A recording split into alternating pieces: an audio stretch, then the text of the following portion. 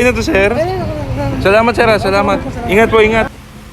Yon, so pinalalamove ng kamukmuk natin dahil malayo siya, Marikina pa siya, no? So mataas ang action niya, nag-fret buzz, kaya kailangan natin yan i-fret level at i-full set up. RJ Zoomcaster, yan, Zoomcaster. Pasok siya sa mga budget mill na gitara ngayon, i-set up natin para makita natin kung pwede natin siyang i-recommend sa mga beginner na naghahanap ng budget mill na gitara. Let's go! Mukhang may iba na nag-set up nito at ganito ang nangyayari pagka kung kani-kanino lang kayo nagpapaset up.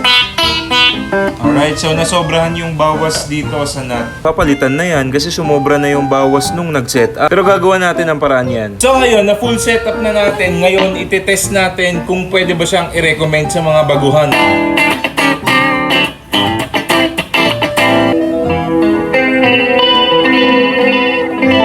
Okay naman siya sa clean. Try naman natin sa dirt.